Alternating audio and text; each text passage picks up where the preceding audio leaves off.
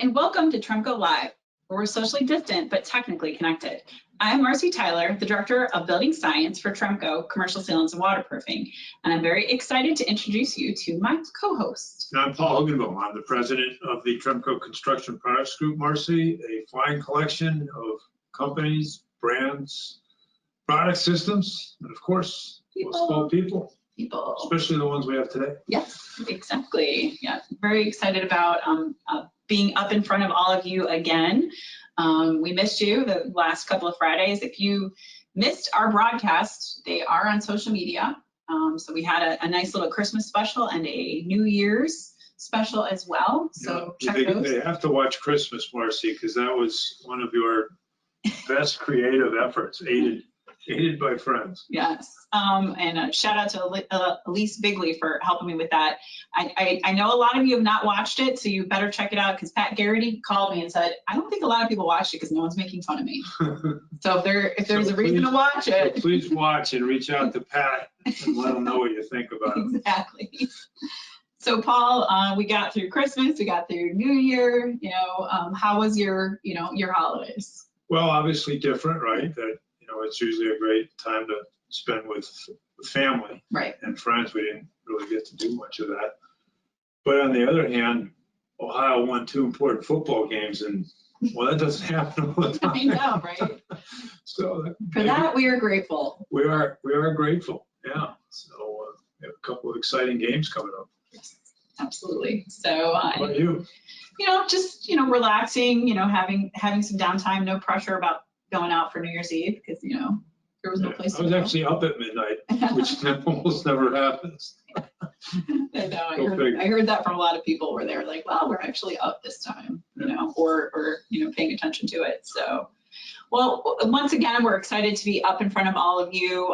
We did kick off January with a great presentation that Paul gave. So once again, if you haven't seen that, we talked all about how we got to where we're at today. And that's what we want to focus on in the month of January. It's a new year, and we want to talk about what's new at Tremco. And there's a lot that's new at Tremco.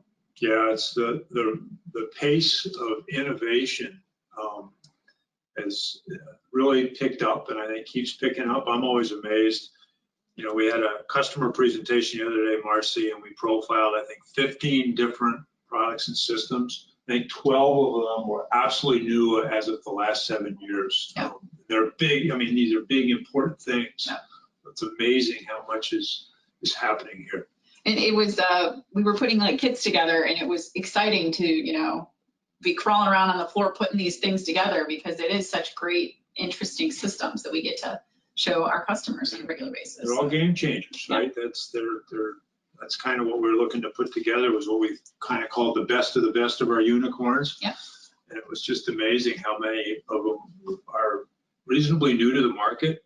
I think the other interesting thing, Marcy, is they're not actually new to us in that some of these things take 10, 15, 20 years. Yeah, we definitely, some of those things, just to be able to bring that information out there to all of you, and then you in return are letting us know how it's solving the challenges that you have in your projects, and then helping us innovate from there. And I think today's a good example of that. We'll get a little history today on where some of these things came from. Well, I always think that's kind of cool to hear how things got started. Oh yeah, absolutely.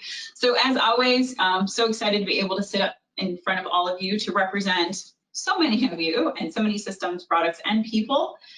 We are working on a couple different things as well as it relates to just product information and system information. So as Paul mentioned, we have some great case studies that we're working on, and it all comes back to this complete family of building enclosure systems. So we're so excited about being able to represent this and work so closely with each and every one of our customers as it relates to those design challenges and just system needs on your projects.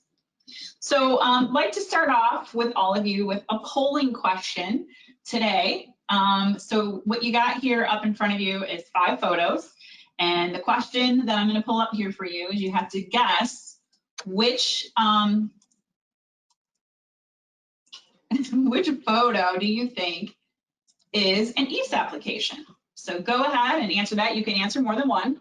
So do you think an EFIS application is 1, 2, 3, 4, 5, or a combination of that? So go ahead and start answering what you guys think there. So I put this up there because there's so many different combinations of substrates that we look at on a regular basis, or facades. I think there's a presentation that we've done where if you combine all the different types of substrates or facade options, and then you go and you look at your insulation and your air barrier and your backup wall, I mean, there's just so many combinations. So wanted to throw that up there for all of you to see what you all thought in terms of which ones do you think are an EFIS application, because we find that with EFIS, there's such great versatility and design options for each and every one of you. So let's see, we'll close that poll and share those results. So a good amount of you are thinking that a lot of these are EFIS applications. A bit of a trick question for all of you because they all are.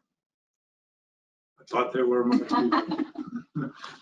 So I kind of tricked all of you, but I love it because there's such a versatility, you know, and I won't steal the thunder of one of our guests, but in having conversations, you know, this week and obviously in the last couple of months about representing EFIS and Dryvit, it's just, the versatility is just endless, and it looks like whatever that traditional facade was, but with so many benefits. Yeah, I think the other thing that I always think is pretty cool, even if you put your nose 6 inches from it, it still fools you.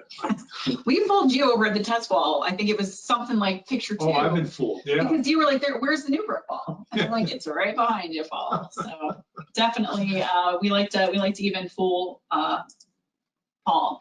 As always, we like to represent and share all the different types of information that is out there, that is available to all of you on a regular basis, and of course, our feet on the street that are here, that we represent. And one of them is Bob Dizelle. He has a lot of great educational presentations that he can give. And one of the tools that he has is this Build Meets World blog that he put together with Elise Bigley. And I love it because it talks about advancement in EFIS. So I didn't let you know what today's topic was per se. It's about what's new with Tremco. But this is what's advancements with EFIS that we all should know. And what's been around for a long time is that design versatility. They are extremely durable. You have so many choices.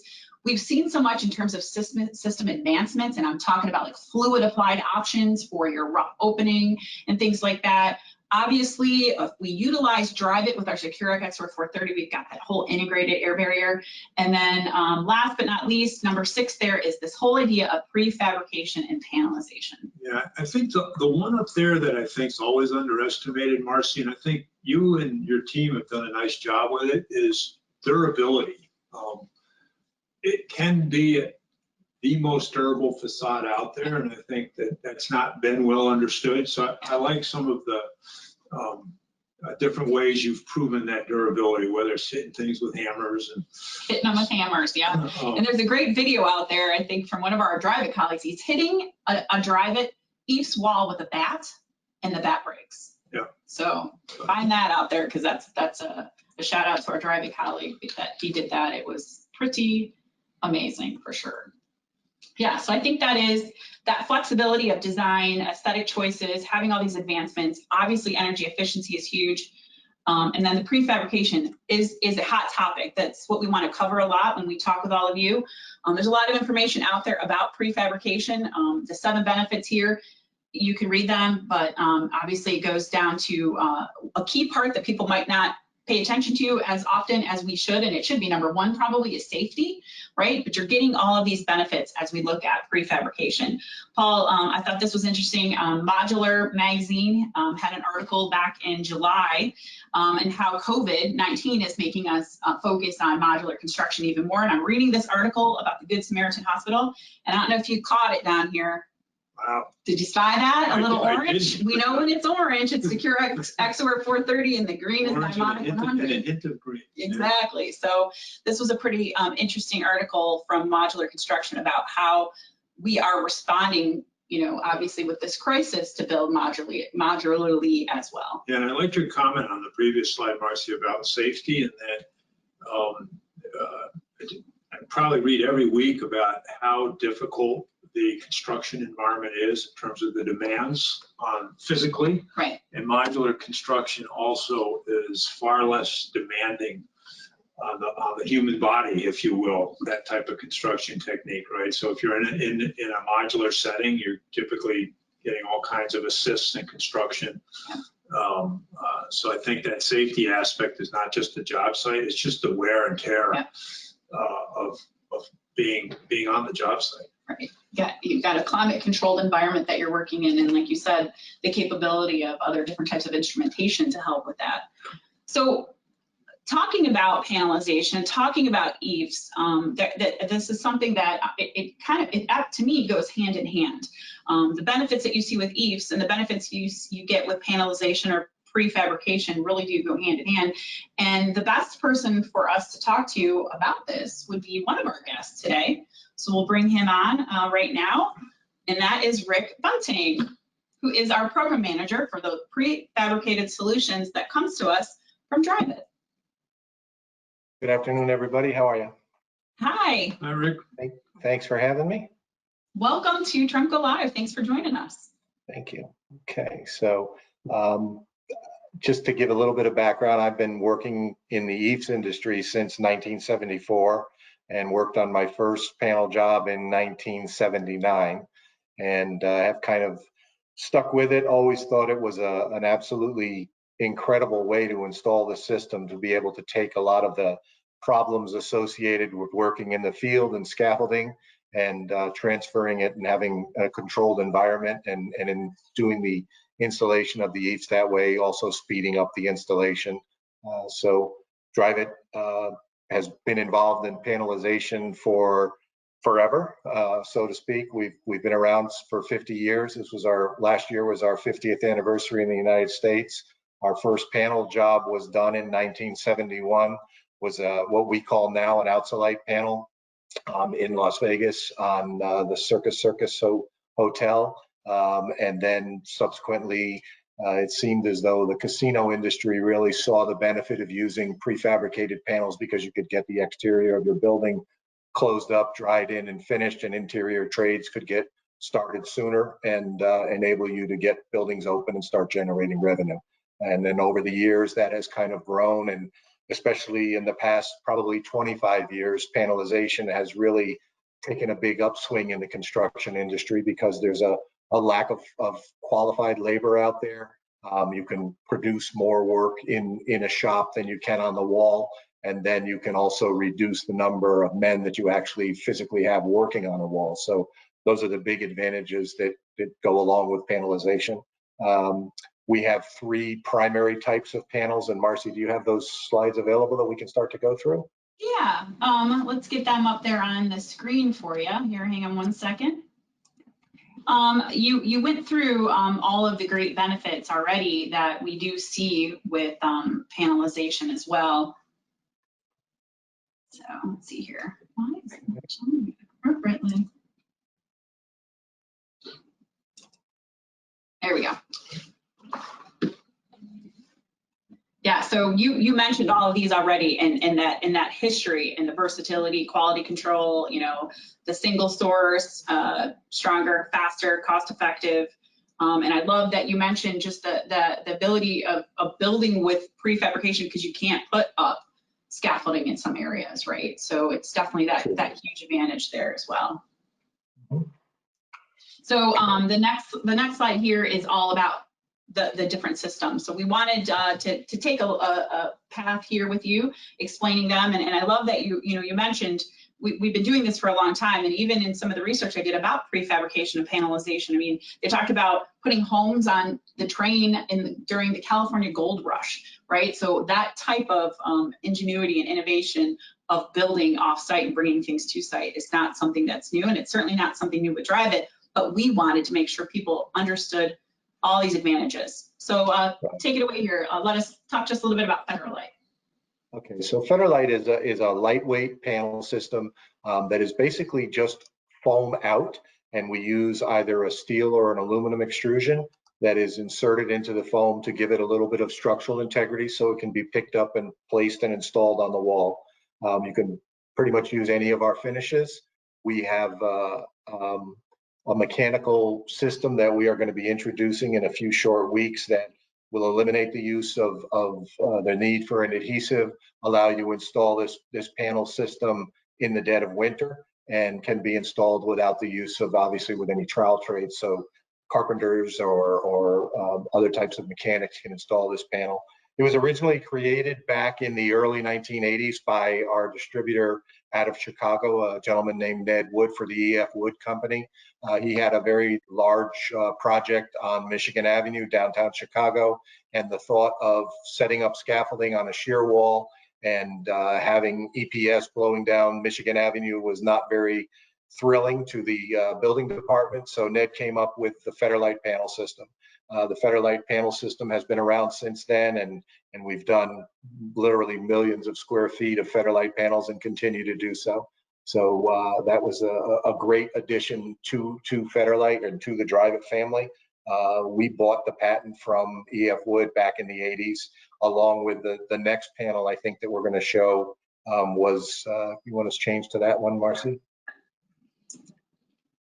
Okay, so this panel here is called Metalite, and Metalite was created by our distributor out of Pennsylvania, a gentleman named Dick Seibert, for the owner of the Manning Company.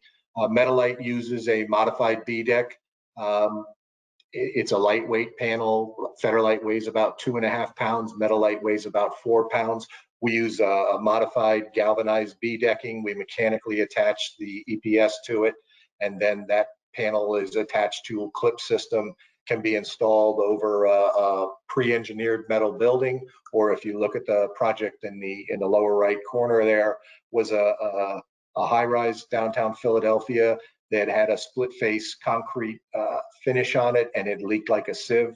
So they chose to use Metalite because the substrate was so irregular. By putting the clips on there, the panel system doesn't have to have a solid surface to attach to, it just has to have a structural element. So, and then the next panel is the first one that we got involved with, which I think the first panel job, like I said before, was done in the early 70s, and the Circus was the first job done. Light gauge cold form steel framing, sheathing, and as you see in this case, air and moisture barrier on top of the sheathing, and then the normal Dryvit system applied to it. It's a structural panel. You can build and install windows into it. You can clad it with virtually any one of Dryvit's finishes. You can make it look like a metal panel. You can make it look like brick, stone, cut stone, traditional precast. And the panels can be done in a load-bearing fashion, or can be done as a curtain wall type of an application. This is probably the what I call the workhorse of our panel family. We do quite a bit of work in this, and it's very big in the hospitality, in the medical, and also in the entertainment casino type of environment. So those are the three primary panel types. We're working on improving some of the systems and the way that these panels are fabricated through the use of machinery to not have as much manpower required to put finishes and base coats and things like that. And we're hoping to start to introduce and roll out some of these things over the next several months. It's amazing if you look at the growth of the modular industry and prefabrication, as Marcy mentioned before, how well received this type of application has become. When I first started selling panels, I mean, you really had to work to convince somebody to spend a little bit more money to do a panel, because they couldn't see the forest through the trees, so to speak, in that the installation meant they could start going faster, meant they could generate revenue earlier, and people just weren't in that mode yet. But now that seems to be the key thing on everybody's mind. And with COVID, the attempt to reduce manpower in the field is also a big factor. On-site insurance is another thing that can be reduced, because working in a plant is less expensive than working on the wall. So all of these factors have really kind of created the perfect storm for prefabrication, and we're really seeing a huge growth in this segment of our industry. So. Well, and I love the history of it, how it came from our customers too. Like, I think that really is a great way of really being innovative and working directly with customers on what they need. Yeah, I think, Marcy, that was the other thing the other day when we put all those samples together, how much it's almost always driven from the field. If we just listen, we'll probably be okay. Well, and you mentioned a new clip system, so I'll be reaching back out to you in a couple months to come back on and tell us all about that. Yeah, I'm really excited about that. I think it's going to open the doors for us with a lot of opportunity to compete with the cement panel industry and some of the, maybe even the terracotta type panels, and lightweight, insulate, do it in one step versus 4 or 5 steps that they all have to go through when they do a panelized system. Absolutely. Well, and I think, and you mentioned it, you know, it may not have taken off as quickly, but now if you look, I mean, the estimates of prefabrication of panelization for commercial construction are billions of dollars right now. So it's definitely. It's like Paul said, they finally started to listen to me. Yes. Thanks, Rick. Thank you for all your work. Thank you. For you know, giving us that path forward. Well, and I love this, you know, the conversation of how it started with the customer and how they became very innovative and brought that to us. So I think this would probably be a perfect time to introduce our next guest for him to talk to us about his experience with panelization and EFIS in the industry. So we'd like to welcome Rob Little from Little Construction to Tremco Live. Hi, thanks for having me. Hi. Welcome. So happy to have you today. Why don't you tell us a little bit about yourself, your company, and your experience? I'm a second generation EFIS panelizer. My mom and dad started the company in '77. They started doing traditional field applied EFIS. It was around probably 1982 or 83, somewhere in that range. They started getting into the idea of panelization because the Pan American Games were coming to Indianapolis and they had a short period of time to get a bunch of structures up. And with all the contractors that were in town, there wasn't enough manpower to get the buildings up fast enough. So that's where my dad started in on the conventional steel stud panels with the EFIS on them, and also just traditional steel stud panels. It was a few years later, my dad met up with Ned Wood and those guys, and he was with those guys on the Federlite starts and figuring out what works here, what works there, and some of the things with that. So we've kind of always been a part of the Federlite part. That's really been our bread and butter over the years, something we kind of specialize in. We still do the conventional steel stud panels, but Indianapolis isn't the biggest market for that. It's more of you get 5 or 6 jobs a year compared to when you go to a larger city, you might get, you know, quite a bit more. But the panels have helped us out a lot over the years. They differentiate us from the field applied applicators. So. Well, I think Rick, you mentioned it too about the weight, right? When we're looking at panelization, there's so many benefits, obviously, and then the added benefit of utilizing something like EFIS in your prefabrication process is how lightweight they are as well. Yeah, definitely. A lot easier with the Federlite panels if you have 2 guys that are picking up a panel that's 8 foot by 8 foot compared to having to get a crane out to a job site or building scaffolding up, you know, 2 or 3 stories. It's a lot easier with a boom lift and just a couple guys. Mm-hmm. Well, and I love that it's a family business, right? We've got a lot of family heritage here, so it always feels like a family for the Tremco team and the Dryvit team as well. Yeah, sometimes we have 3 generations working at the same time. I've never heard of 4, Marcy, but maybe one day. Maybe one day. Well, and it looks like what I would love to do when we are able to is come visit your facility as well, because I think it's always really interesting to see all that work in action. I know we've got a couple photos here and a couple slides of some projects that you worked on. The first one here is the Joseph, and there's some great product information that is available on our website about this project, and a video of Rob talking about the advantages of utilizing something like EFIS. So why don't you guys talk to us a little bit about this project? This project in particular, when we were approached about this, the city of Columbus, Ohio did not want to have an all EFIS building. They really wanted some other looks to it. Took a while to get them convinced that we could mimic what they were trying to achieve with the reflected and with custom brick Federlite panels. Once we got them to see and touch the samples, it was, you know, full speed ahead. The next thing was figuring out how to do the building.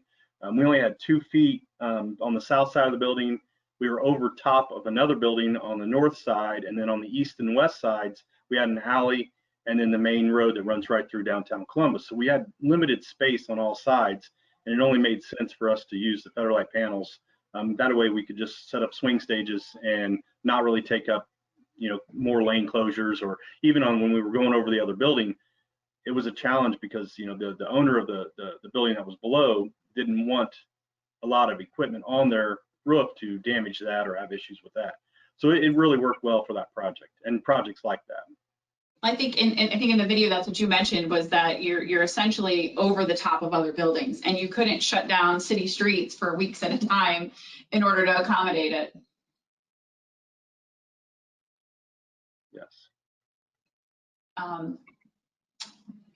Having some technical I think difficulties the with our coolest thing PowerPoint about this, one of the neatest things about this project is the silver colored panels that are on here. They're done with our reflected material, and I defy anybody to tell me that that's not a composite metal panel. It is just such an awesome look and a great job done by Little Construction. They just did a super job on those panels. We've sold a lot of reflected panels as a result of this job.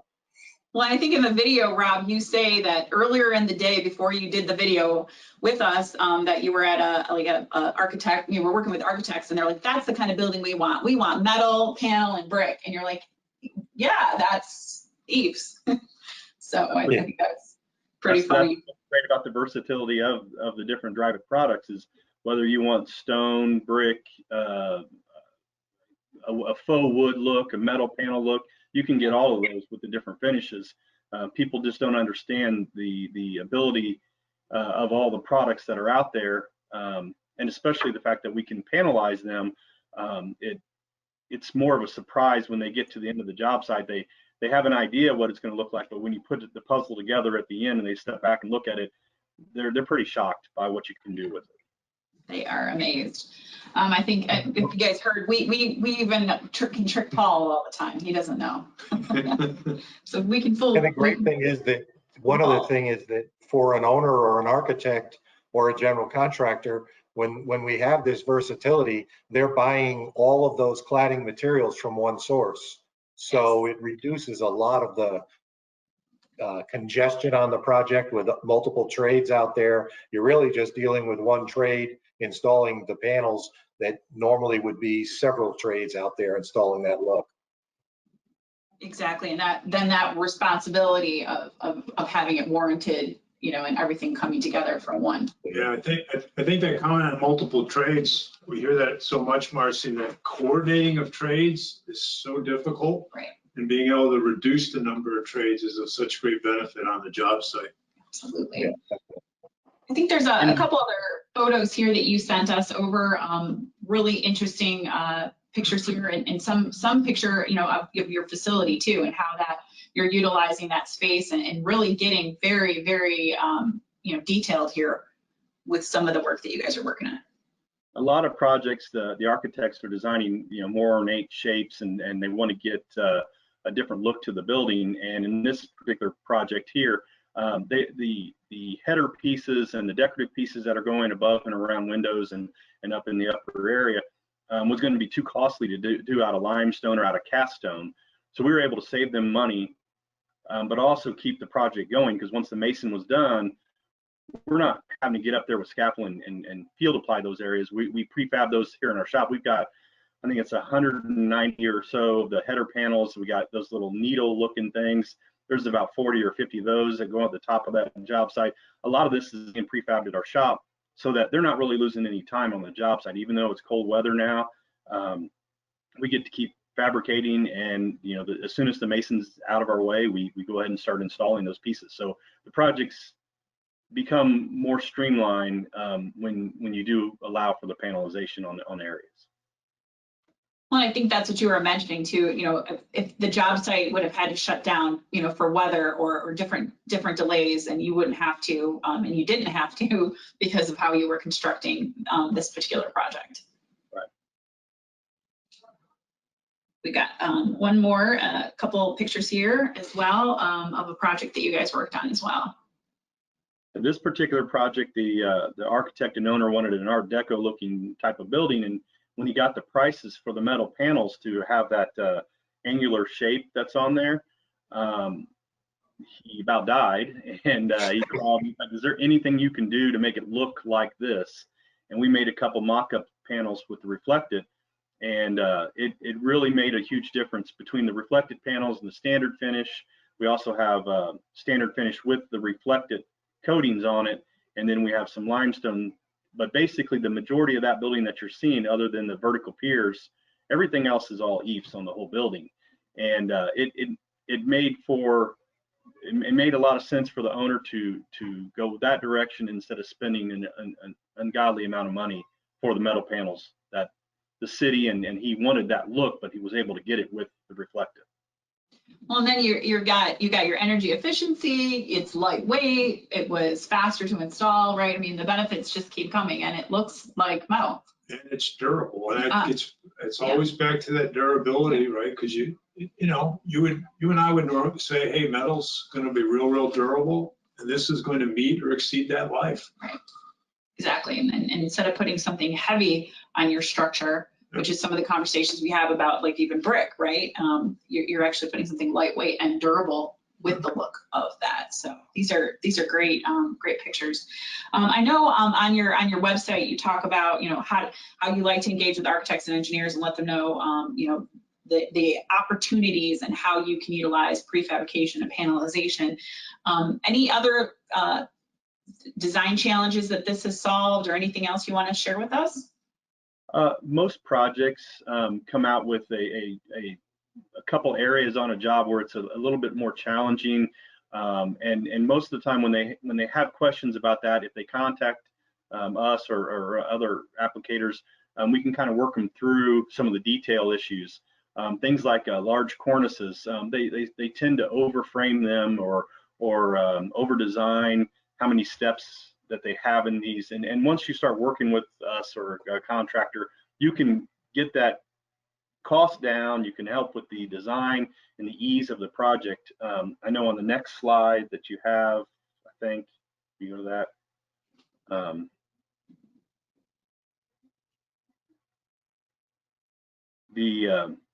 The hotel project on the upper left, they had no idea how to get this cornice to work. So it was an easy deal with us to make that as a Federlite panel. Same thing with that canopy. A lot of that canopy components are just reflected panels. They were trying to get a metal look, and they just couldn't get what they were looking for. On the lower arched picture, those are they were supposed to be limestone arch headers on a parking garage. I think there's 200 or 300 of them, and it wasn't ever going to work because of the way that the precast panels were going together on the parking garage. They had no way to carry that limestone piece. So we talked them into switching that, run their precast panel.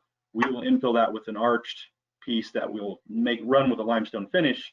And that helps with them not spending the extra money on their design. You got a picture of our shop.